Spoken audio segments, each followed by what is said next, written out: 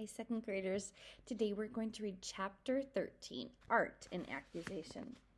Mr. Johnson opened and shut his mouth for several seconds without a sound coming out.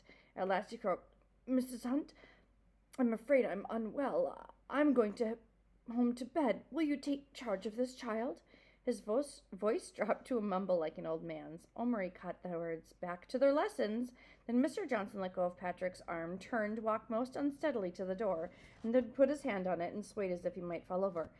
"Mr. Johnson," said Mrs. Hunt in a shocked tone, "shall I call a taxi?" No, I'll be all right." And the headmaster, without looking back, tottered out of the corridor. "Well," exclaimed Mrs. Hunt, "whatever have you been doing to the poor man?" Neither of them answered. Omari was staring at Patrick, or rather at his pocket. Patrick's shoulders were heaving, and he was not looking at anybody. Mrs. Hunt was obviously flummoxed. "Well, you'd better go to the toilet and wash your faces, both of you, and then go back to your classroom as fast as you can toddle," she said in her funny, old-fashioned way. "Run along." They needed no second telling. Neither of them had said a word until they were in the boys' toilet. Patrick went straight to the basin and began rushing the cold water. He splashed him on his face, getting his collar soaked. Omri stood watching him. Obviously, he was as upset as Omri, if not so more. Once again, Omri felt their friendship trembling on the edge of destruction. He drew a deep breath. "You showed him," he said at last in his trembling voice. Patrick said nothing.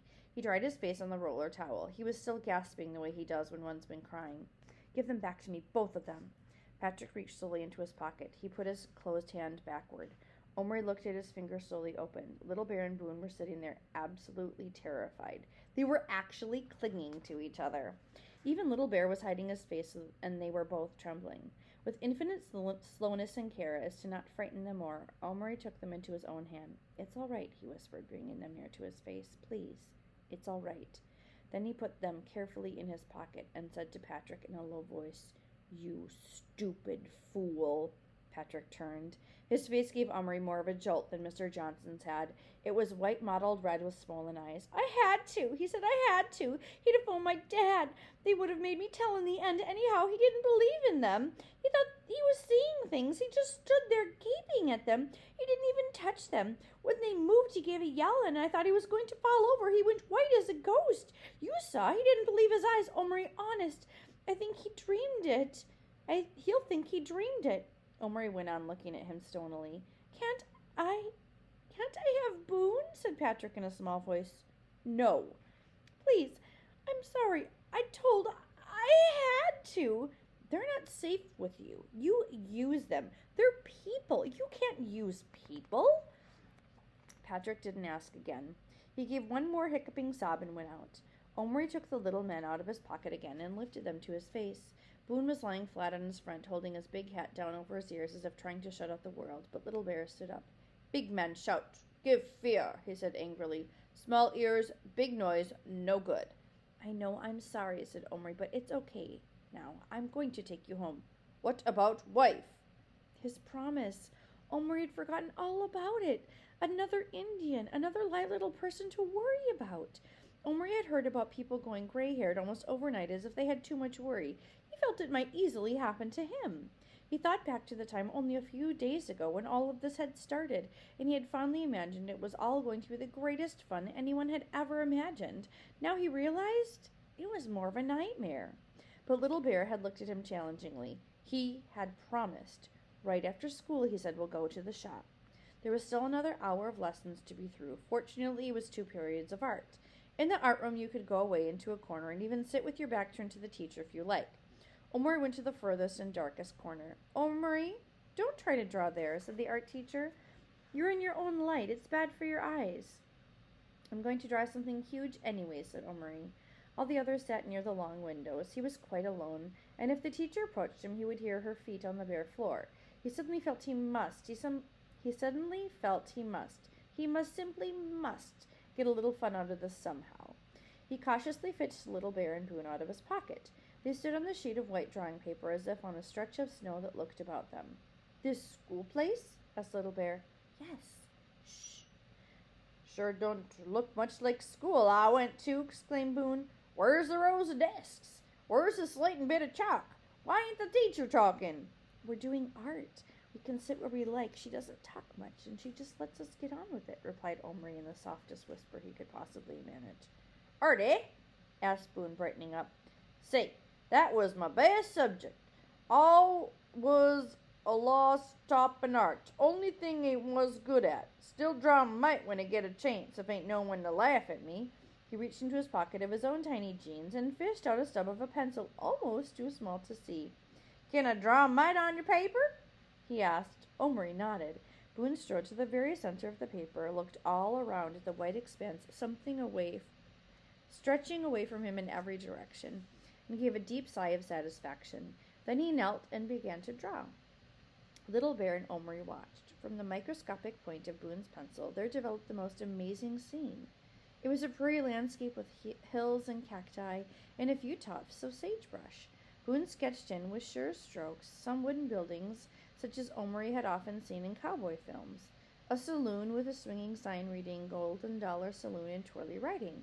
A post office and a general store, a livery stable, and a stone house with a barred window and a sign saying jail. Then, moving swiftly to his knees, as if it were on one end of his street to another, Boone drew in the foreground figures of men and women, wagons, horses, dogs, and all the trappings of a little town. From Boone's point of view, he was drawing something quite large, making the best use of his vast piece of paper.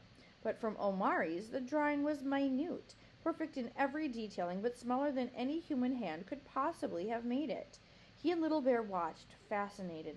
Boone, you're an artist, Omari breathed at last. When Boone had even made the little mud on the unpaved street look real, Little Bear grunted. But not like real place, he said. Boone didn't trouble to answer. In fact, he was so absorbed he probably didn't hear. But Omari frowned. Then he understood. There's a picture.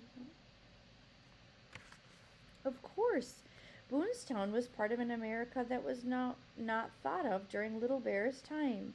Boone, he whispered, bending his head down, what year is it? Your town. Your time. Last time I saw a newspaper, it was 1889, said Boone. There, that's my drawing. Not bad, eh? It's absolutely brilliant, said Omari, enthralled. Omri. Omri jumped. His two hands instantly cupped themselves over the two men.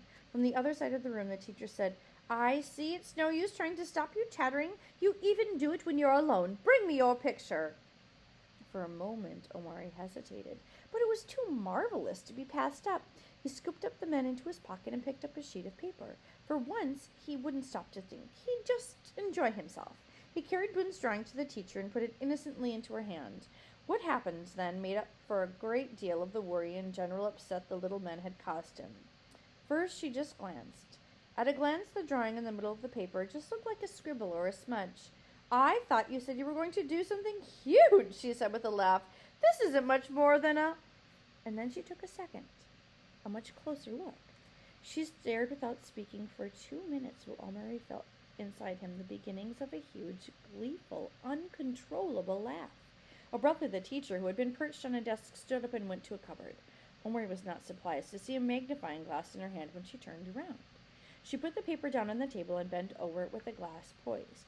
She examined the drawing for several minutes more. Her face was something to see. Some of the nearest children had become aware that something unusual was going on. They were also craning to see what the teacher was looking at so attentively. Omri stood with the same innocent look on his face, waiting, the laugh slowly rising inside of him. Fun. This was fun, if you liked. This is what he'd been imagining. The teacher looked at him. Her face was not quite as stunned as Mr. Johnson's had been, but it was an absolute picture of bafflement. Omri, she said, how in the name of all that's holy did you do this? I like drawing small, said Omri quite truthfully. Small? This isn't small. It's tiny. It's infinitesimal. It's microscopic. Her voice was rising higher with every word. Several of the other children had now stood up and were crowding around the paper, peering at it in absolute stupefaction. Small gasps and exclamations of wonder were rising on all sides. Omari's held-in laugh threatened to explode. The teacher's eyes were now narrow with astonishment and doubt. Show me, she said, the pencil you used. This took Omari back, but only for a second. I left it over there. I'll just go and get it, he said sweetly.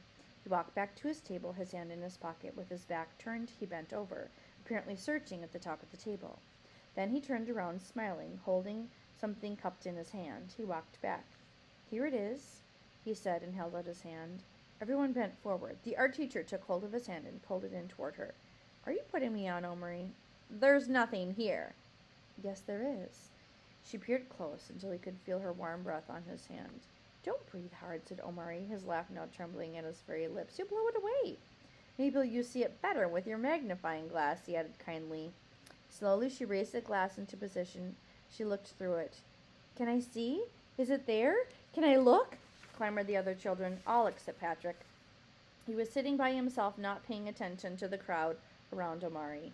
The art teacher lowered the glass, her eyes dazed. I don't believe it. It's there. How did you pick it up? Well, it's a bit of a secret method I have. Yes, she said. Yes, it must be. And you wouldn't feel like telling us? No, said Omari in a trembly voice. His laugh was on the verge. It was about to burst out. May I be excused? Yes, she said in a dazed voice. Go on. He took the drawing back and tottered to the door. He managed to get outside before the laugh actually blew out, but it was so loud, so overpowering, that he was obliged to go right onto the playground. There he sank into a bench and laughed till he felt quite weak. Her face! He had never enjoyed anything so much in his whole life. It had been worth it. The bell rang. School was over. Omari brought the men and held them up. Guys, he said, I enjoyed that. Thank you. Now we're going to the shop. Omari ran all the way to Yap's and got there before most other children had even got out of school. In 10 minutes, the place would be full of kids buying potato chips and sweets and toys and comics. But now he had it into himself. He had to make most of the few minutes he had. He went directly to the corner where the boxes of plastic figures were kept. He stood with his back to the main counter. He was still holding Little Bear and Boone in his hand, and he put them down among the figures of cowboys and Indians box. He hadn't reckoned on Boone's sensitive nature, however. Holy catfish! Look at 'em dead bodies, he squeaked, hiding his eyes. There must have been a massacre. Not dead, said Little Bear scornfully. Plastic. He kicked a plastic cowboy aside. Too many, he said to Omari. You find woman, I choose. You'll have to be quick, said Omari in a low voice. He was already rummaging through the box, picking out the Indian woman. There were very few. Of the 5 he found, clearly one was old, and 2 had babies tied on their backs and parcels laced up like boots. You don't want one with a baby, I suppose. Little Bear gave him a look. No, I thought not, said Omari hastily. Well, what about these? He stood the other 2 figures on the edge of the table. Little Bear jumped down and faced them. He looked carefully at the first one and then the other. They both looked at the same to Omari, except the one that had a yellow dress on and the other had a blue. Each had a black pigtail and a headband with a single feather and moccasins on her feet. Little Bear looked up. His face showed furious disappointment. Not good, he said, but there aren't any others. Many, many plastic. You look good. Find other. Omari rummaged frantically right to the bottom of the box. Kids were beginning to come into the shop. He'd almost despaired when he saw her. She lay face down at the very bottom of the box, half hidden by 2 cowboys on horses. He pulled her out. She was the same as the others, apparently, except she wore a red dress. They obviously came out of the same mold, because they were all in the same position as if walking. If the others were ugly, so would this one be. Without much hope, he set her before Little Bear. He stood staring at her. The shop was getting busy now. At any moment, someone would come up behind him, wanting to buy a plastic figure. Well? Asked Omari impatiently. For another 5 seconds, Little Bear stared. Then, without speaking a word, he nodded his head. Omari didn't wait for him to change his mind. He scooped him and Boone back into his pocket, picking up the approved figure, made his way to the counter. Just this one, please, he said. Mr. Yap was looking at him. A very odd look. Are you sure you want only one? He asked. Yes. Mr. Yap took the plastic figure, dropped it into a bag, and gave it back to Omari. 10 pence. Omari paid and left the shop. Suddenly he felt a hand on his shoulder. He spun around. It was Mr. Yap. The look on his face was now not odd at all, but red and angry. Now you can hand over the 2 you stole. Omari stood aghast. I didn't steal any. Don't add lying to your faults, my lad. I watched you put them in your pocket. A cowboy and an Indian. Omari's mouth hung open. He thought he was going to be sick.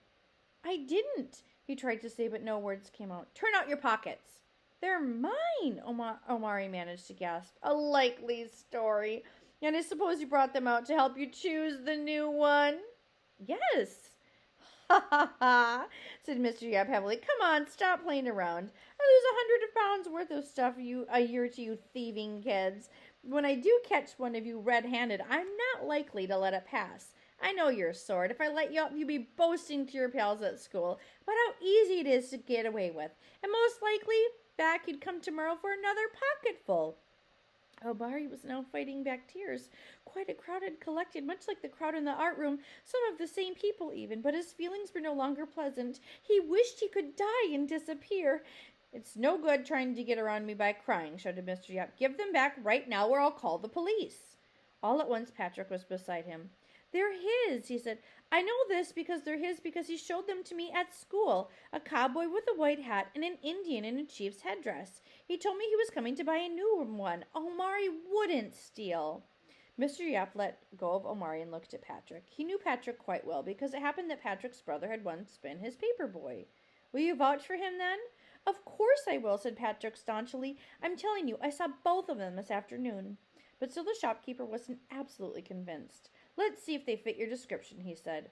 Omari, who had been staring at Patrick as some miraculous deliverer, felt his stomach drop into his shoes once more. But then he had an idea. He reached into both hands into his pockets, then he held out one slowly, still closed, and everyone looked as though they were actually empty. The other hand he lifted to his mouth as if to stifle a cough. He whispered into it, Lie still. Don't move. Plastic. Then he put both hands before him and opened them. The men played along beautifully. There they lay side by side, stiff and stark, as like lifeless plastic figures as they could be. In any case, Omari was taking no chances. He gave Mr. Yap just long enough to see that they were dressed as Patrick had said before closing his fingers again. Mr. Yap grunted. Those aren't for my shop anyhow, he said.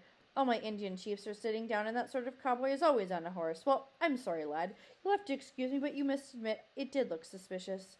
Omari managed a sickly smile. The crowd was melting away. Mr. Yap shuffled back into the shop. Omari and Patrick were left alone in the pavement. Thanks, said Omari. He came out as croaky as a frog. That's okay. I have tofu. They had one each and walked along side by side. After a while, they gave each other a grin. Let's give them some. They stopped, took the men out, and gave them each some bits of chocolate. That's a reward, said Patrick, for playing dead.